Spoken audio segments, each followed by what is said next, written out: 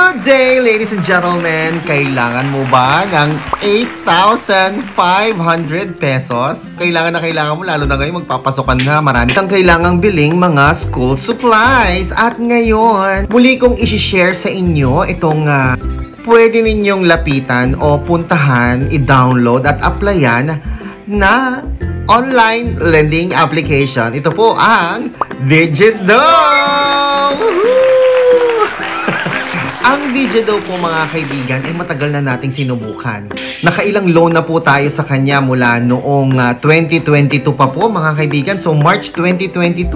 Aba, nako, meron na tayong na-loan sa kanilang 3,000, 2,500, 3,500, 5,000, 6,000. Tinutuloy-tuloy lang po natin siya.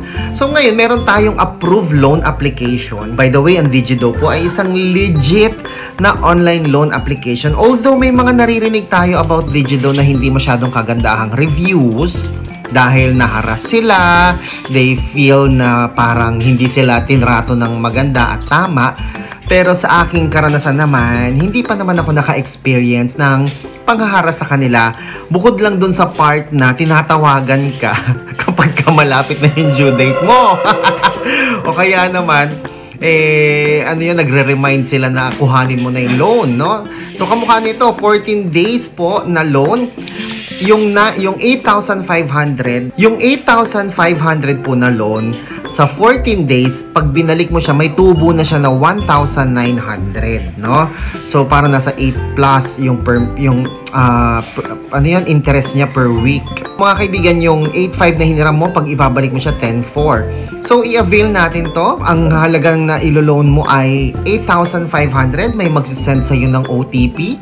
Pag-send sa'yo ng OTP, ayan na. Ita-transfer na po sa inyong GCash ang instant pera na pambili mo ng school supplies. Kung babayaran mo ito, pay all now, 9,452. No? Ngayon, you can pay part. Pwede ka mag-partial payment lang na 1,904 kung i-extend mo yung term mo dahil hindi mo pa kayang bayaran. Well, itong binabayaran mo na ito, no, itong binabayaran mo na 1,904, ito po ay hindi ibabawas doon sa principal. Ito po ay yung interest lamang. So, binayaran mo na yung unang interest mo. So, ngayon, dahil nag-request ka ng extend, hindi ibig sabihin na bawasan yung principal. Ibig sabihin, ganun pa rin yon. Ang binabayaran mo lang nung una ay interest. So, nag-request ka ng extension, may interest ulit yan. Okay po ba yon? So, huwag kayong malilito. Yung iba kasi nalito, nagbayad na daw sila ng 1,904. Tapos, hindi naman daw nabawas dun sa binayaran nila. Hindi nga nabawas dun sa binayaran ninyo kasi nga, nag-request kayo ng extension. Okay? So, I hope malinaw po yan para sa lahat ha. Andyan din yung iyong lifetime ID. So, ayan, nakita po natin, pumasok na po.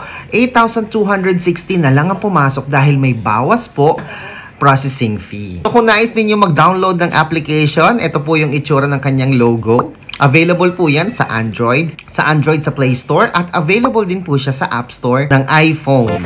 Ako po si Chico. Enjoy the rest of the day and God bless po. Bye!